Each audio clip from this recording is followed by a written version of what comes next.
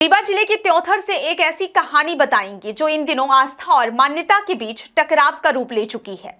मामला है दशानन मैदान में स्थित रावण की लगभग 10 फीट ऊंची और 60 साल पुरानी प्रतिमा का।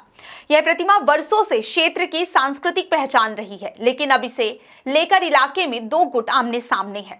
प्रतिमा को हटाने के पक्ष में लोगों का तर्क है कि यह क्षेत्र में फैली बीमारियों और विकास में बाधाओं का कारण बन रही है। कुछ स्थानीय नागरिकों का मानना है कि पिछले 6 महीने में त्योथर में बुखार, थायराइड, चर्म रोग और यहां तक कि कैंसर जैसी गंभीर बीमारियों में वृद्धि हुई है। बच्चों में मौसमी बीमारियों का प्रकोप देखा जा रहा है और कई परिवार अपनी परेशानियों के लिए प्रतिमा को दोषी मानने लगे हैं। इस बहस ने सोशल मीडिया पर भी आग पकड़ ली और यहाँ के कई समूहों में भ्रामक खबरें वायरल होने लगी। स्थानीय लोगों का कहना है कि इलाके का विकास पिछड़ा हुआ है, सड़कें जर्जर हैं, स्वास्थ्य सेवाओं की स्थिति खराब है और प्राथमिक और सामुदायिक स्वास्थ्य केंद्रों में विशेषज्ञ डॉक्टरों की भारी कमी है। कई मरीजों को बेहतर इलाज के लिए रीवा, जबलपुर, भोपाल या नागपुर तक जाना पड़ता है।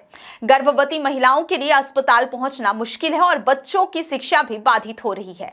बिजली, पानी और डिजिटल कनेक्टिविटी जैसी बुनियादी सुविधाएं भी कई गांवों में पर्याप्त नहीं है। ऐसे हालात में कुछ लोग रावण की प्रतिमा को अशुभ और दोषपूर्ण मानने लगे हैं। दूसरी ओर प्रतिमा के समर्थक इसे रावण की विद्वता और सांस्कृतिक महत्व का प्रतीक मानते हैं। उनका कहना है कि रावण केवल खलनायक नहीं था, बल्कि वेद शास्त्रों के ज्ञाता भी थे। रविकांत तिवारी जैसे स्थानीय नागरिकों का कहना है कि प्रतिमा को हटाना सांस्कृतिक विरासत के साथ अन्याय होगा। समाज सेवी और व्यापारी भी इस मांग का विरोध कर रहे हैं। उनका तर्क है कि विकास और स्वास्थ्य सेवाओं की कमी का दोष मूर्ति पर नहीं फोड़ा जा सकता। अगर किसी को आपत्ति थी तो यह मुद्दा पहले क्यों नहीं उठा। स्थानीय धर्मगुरु और ज्योतिषियों का कहना है कि प्रतिमा वास्तु दोष और नकारात्मक ऊर्जा का कारण बन सकती है। बाला वेंकटेश शास्त्री और पंडित विष्णुकांत शास्त्री जैसे विद्वानों का मत है कि रावण का जीवन भले ही विद्वान और वेदज्ञ था, लेकिन उसके कर्म अधर्म और अहंकार से भरे थे। उनका कहना है कि किसी क्षेत्र में स्थायी रूप से रावण की प्रतिमा स्थापित करना अनुचित है और इससे परिवार और समाज में समस्याएं बढ़ सकती हैं। शास्त्रों और वास्तु विज्ञान के अनुसार सकारात्मक ऊर्जा फैलाने वाले प्रतीक होने चाहिए और ऐसे में रावण का चरित्र आदर्श नहीं माना जा सकता। मामला सामाजिक रूप से भी जटिल हो गया है। प्रतिमा हटाने की मांग करने वाले और इसके विरोध में खड़े लोग आमने सामने हैं। सोशल मीडिया पर दोनों पक्षों ने अपने अपने अभियान शुरू कर दिए हैं और एक और मूर्ति हटाओ गांव बचाओ जैसे पोस्टर देखे जा सकते हैं, वहीं दूसरी ओर ज्ञान की विरासत बचाओ जैसे संदेश भी वायरल हो रहे हैं। इससे पूरे इलाके में माहौल तनावपूर्ण बन गया है। पिछले सप्ताह समाधान के लिए 2 बैठकें हुई। पहली बैठक में दोनों पक्षों के बीच तीखी बहस हुई। दूसरी बैठक में शांति बनाए रखने की अपील की गई, लेकिन कोई ठोस निर्णय नहीं निकला। स्थानीय प्रशासन ने कहा है कि यदि दोनों पक्ष उनकी सहायता चाहते हैं तो बातचीत के माध्यम से समाधान निकाला जा सकता है।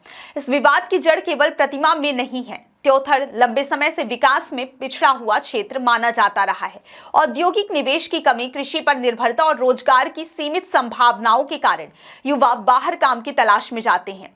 स्वास्थ्य, शिक्षा, सड़क और पानी जैसी बुनियादी सुविधाओं की कमी ने स्थानीय लोगों को कमजोर कर दिया है। ऐसे हालात में बीमारियों और सामाजिक समस्याओं को किसी प्रतीक या प्रतिमा से जोड़कर देखा जा रहा है। इस विवाद ने यह भी दिखाया कि कैसे आस्था और विज्ञान, मान्यता और विकास के बीच टकराव उत्पन्न हो सकता है।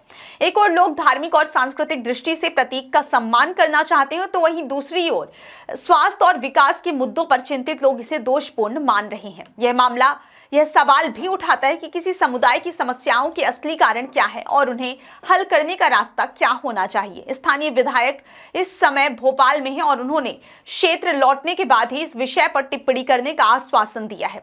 एसडीएम ने कहा कि उन्हें अभी तक लिखित शिकायत प्राप्त नहीं हुई है, लेकिन यदि दोनों पक्ष प्रशासन से मदद चाहते हैं तो बातचीत के माध्यम से समाधान निकाला जा सकता है। इस पूरे मामले में यह साफ है कि त्योथर की जनता 2 वर्गों में बटी हुई है। एक पक्ष सांस्कृतिक विरासत और विद्वता के प्रतीक के रूप में रावण की प्रतिमा को बनाए रखने के पक्ष में है, जबकि दूसरा पक्ष स्वास्थ्य, विकास और सामाजिक समस्याओं से जोड़कर इसे हटाने का आग्रह कर रहा है। यह टकराव न केवल प्रतिमा के इर्द गिर्द है, बल्कि इलाके के विकास, स्वास्थ्य, शिक्षा और बुनियादी सुविधाओं की गंभीर कमी की भी पड़ताल करता है। यह मामला एक सामाजिक और सांस्कृतिक चुनौती के रूप में सामने आया है। इसे हल करने के लिए प्रशासन, समाज और स्थानीय जनता को संतुलित दृष्टिकोण अपनाना होगा। केवल आस्था या केवल विकास की दृष्टि से निर्णय लेने से समाधान संभव नहीं है। यह समय है संवाद का, समझौते का और वास्तविक समस्याओं की पहचान कर उनके समाधान की दिशा में कदम बढ़ाने का। त्योंथर के दशानन मैदान की यह कहानी सिर्फ एक प्रतिमा के इर्द गिर्द नहीं, बल्कि मान्यता, आस्था और विकास के बीच संतुलन बनाए रखने की चुनौती को भी उजागर करती है।